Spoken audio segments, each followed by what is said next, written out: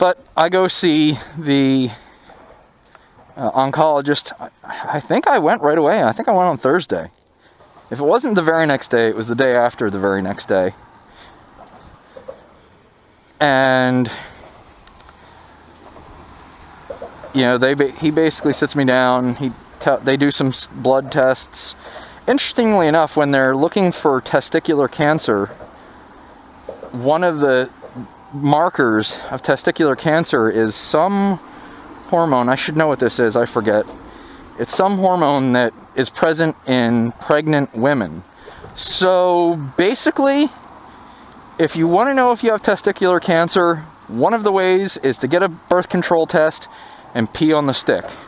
If you're a guy and you pee on a birth control stick and it comes up positive, don't even screw around, get to a doctor immediately, because you probably have a problem.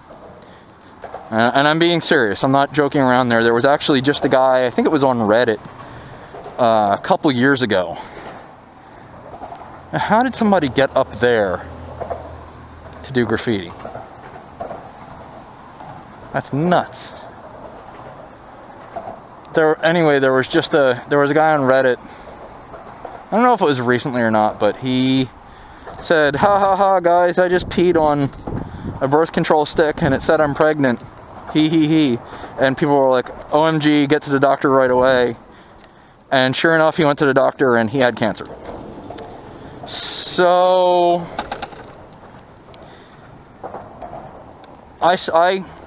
they tell me the whole thing. My treatment's going to be 3 months, 3 rounds of chemo, which is about 3 months, and that it wasn't really going to be a huge picnic because testicular cancer's chemo treatment is some of the harshest chemotherapy there is, because they're super, super aggressive about treating it.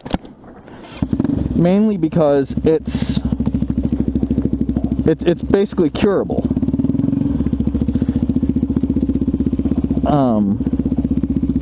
So they don't screw around about treating it quickly. Because it's also one of those things, it's like any cancer, the longer you wait on it, and you know, the worse it gets, the less likely you're going to be able to fix it. So I start my chemo, and let me tell you what a sobering experience the infusion floor at a cancer hospital is. You go in there, and now as a 20-something-year-old guy that was otherwise completely healthy, I walked in there like, you know, no big deal, man, whatever. And there were people the attitude went away awfully quickly, because there were a lot of people there that they were literally on their last legs. Like, there were people there that were basically withering away. And it's a pretty sobering thing to be like, oh yeah, I'm a healthy young male,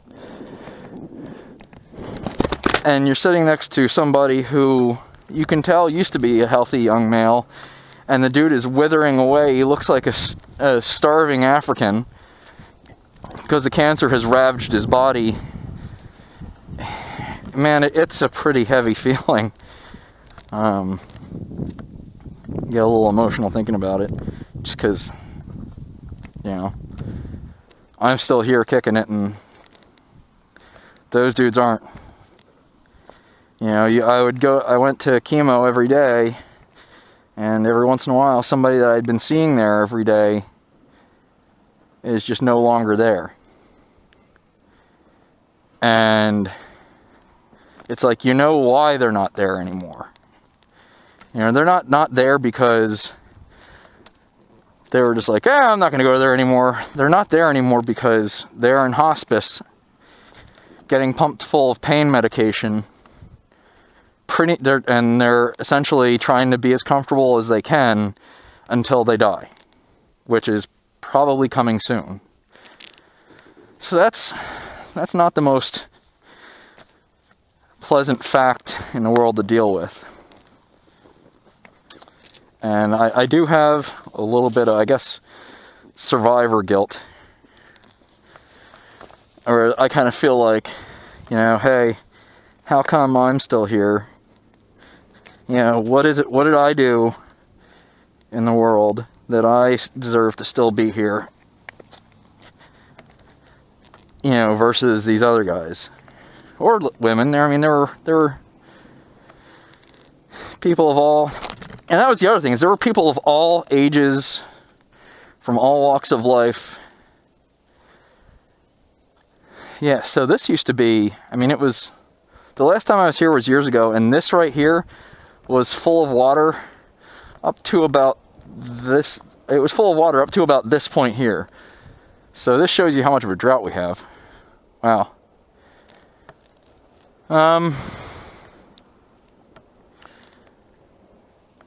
You know, so it kind of, you know,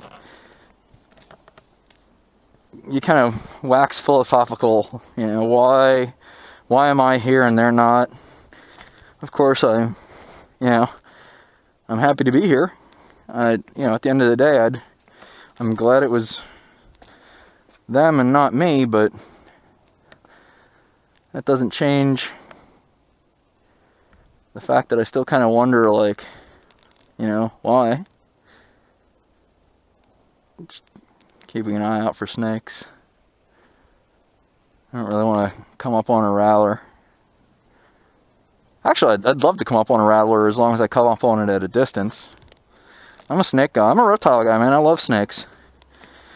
I'm not afraid of them. I respect them. But venomous snakes don't scare me, really. You know, they want to be left alone. They don't want to bite you any more than you want to get bitten by them. So, if I seem like I'm going off track a little bit, forgive me. It's just, I guess still, you know, 14 years later, I think it's what my wife said, it's been 14 years. You'd think I'd know the exact time frame, but 14 years later, I guess I still have some feelings I haven't really fully dealt with about it. Well, there's a bunch of fish in there. Hopefully this puddle keeps some water so that all the fish don't die. But yeah, so I went through my 3 rounds of chemo. Chemo wasn't anywhere near as bad as I thought it was going to be. My only perception of chemo was from movies. And it was this awful thing where you have horrible migraines and you're vomiting nonstop and you're wasting away to nothing. So I was expecting to be in for something really bad, particularly once they told me that the testicular cancer treatment, chemo, was super aggressive. I was expecting the worst. And honestly, it wasn't so bad. The first round, really not that much changed. I got indigestion, worse than I had in the past. You know, I was 20-something. I didn't get indigestion. Now I'm 40. I freaking look at some foods and I get indigestion. It sucks. But, you know, the second round, it was weird. I started craving junk food during the second round of chemo. And my energy level went down a lot. At the time, my wife and we had been hiking constantly. We were hiking all the time. And, and that's another thing. For months leading up to when I was diagnosed with cancer, it was weird. All of a sudden, we noticed that I had no energy. I didn't have energy to go out and hike. When I did hike, I bonked a lot sooner. I think I just saw a snake up there. I'll go check it out. You know, and I had no motivation to leave the house. I sat in the office all day long playing Team Fortress, which is so different from what I do now. Wait, no, you know, I wasn't enjoying any of the things that I previously enjoyed, and you know, we didn't really know what to chalk that up to other than just me being lazy. Little did we know. So that was before I was diagnosed. But anyway, back to second round of chemo. My energy level went down. I pretty much constantly had minor indigestion. It wasn't super bad. And I don't recall being nauseous at all during the second round of chemo. The second round's also when I was sitting in the chair. I had a goatee at the time. I was sitting in the chair and my chin itched, and I started scratching my chin, and all of a sudden I noticed I had a handful of beard hairs. So I started going like, oh, I guess my hair's falling out, and I started like here's my head. I started like grabbing chunks of hair like this, and I would pull it off, and it would look like I had a paintbrush in my hand, because it would just neatly pull a patch of hair off in my fingers. I was like, whoa, check it out. And I'm like pulling hunks of hair out, like, check this out, look at this, neat. And my wife's like, stop that. And the chemo nurse, Jonathan was his name, he's like, dude, stop. I'm like, no, it's cool, look, check it out. So that's when my hair fell out. I went home and I got in the shower, and I like just started like rubbing my head hard like this in the shower, and I rubbed, without rubbing hard, just kind of being like under the water, I rubbed most of my hair off. What was still there, we just shaved when I got out of the shower, and I'm a pretty hairy guy. I'm half Italian, I'm half Italian, so I'm kind of furry. I guess I have a little bit of Hungarian in me. And, I don't know, I think Hungarians are hairy. I don't really know what I'm basing that on. I don't know much about that. So I laid down on our white futon and just I laid down like I was making a snow angel and just kind of jiggled. And when I got up, there was a hair angel. Like all my chest hairs and leg hairs and arm hairs made a shaded spot, like a chalk drawing on the cover of our futon. It was pretty funny. My wife's like, oh, come on. And everywhere I went in the house, it looked like we shaved the poodle, because I was just leaving hair everywhere. Third round of chemo is when it started to get a little bad, and that was when it got the worse it got. I started kind of feeling sick. The liquid that they would use to clear out the IV when they were giving the chemotherapy, it's called like heparin or something like that. But it's basically a saline kind of solution. But I could taste it. The second that stuff hit the IV, like they'd put the IV in, they'd plug it in. The second it hit the IV, and they tried it with my eyes closed. The second it hit it, I could taste it. And they were freaked out. They were like, almost that happens, but it almost never happens. I'm like, well, it's happening with me. And it would make me nauseous. And more than once I puked a little bit. Mainly, not so much because it made me so nauseous, but because I retch easily. So it's not that hard to make me puke. So they started flushing my IV out with just plain water. And that worked a lot better. I came home one time. At this point, I had non-stop indigestion. I was on, part of the reason why I might not have been getting nauseous, because I was on some anti-nausea drugs, but the anti-nausea drugs also constipate you bad. So I hadn't crapped in like, I don't know, a week. No, it was 4 or 5 days anyway. I came home and I was just dying. I wanted some tomatoes. So I love tomatoes. I am a tomato fanatic. I literally get a tomato and I eat it like an apple. I take a bite and then I just put salt on it, and I take another bite and I put salt on it. I love them, which I can't get enough of them. So I cut up a big bowl of tomatoes, put salt on it, and ate it. And my wife was like, what are you doing? Are you a maniac? I'm like, no, I'll be fine. And 20 minutes later, I'm back to a nice shade of seafoam green, sitting on the edge of the futon, hugging a garbage can, puking my guts up. And really, that was the only time I threw up. I had really low energy. I went hiking. Even on this much chemotherapy, I went hiking. We didn't do any super extended hikes, but I actually climbed the mountain. In Massachusetts, there's this pretty small mountain called Wachusett, which is a local ski area. You can Google Wachusett Mountain. Consequently, if you happen to ever be there, there's Wachusett Brewery, and they make a blueberry beer that's amazing. And I made it halfway up it, and my wife and our friends continued on, and I'm like, I'll chill here. But then after I sat for a few minutes, I stood up and I finished climbing it. I met them up at the top, and they were like, "Are you crazy?"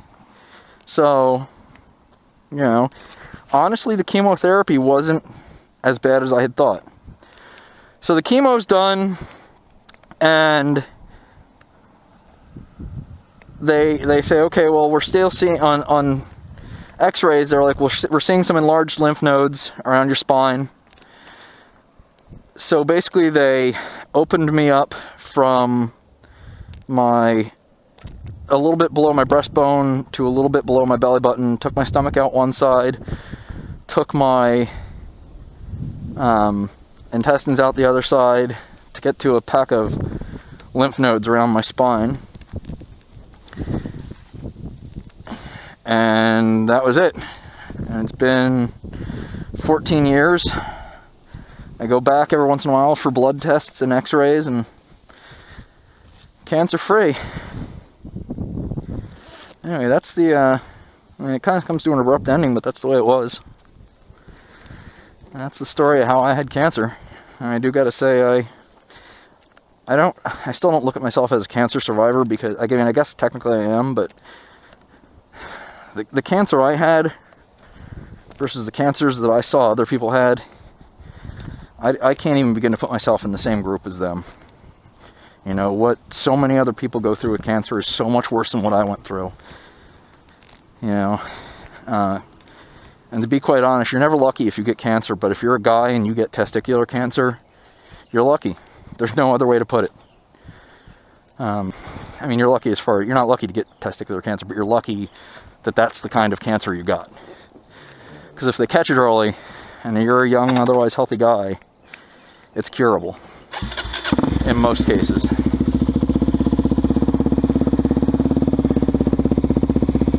So that's my story, man.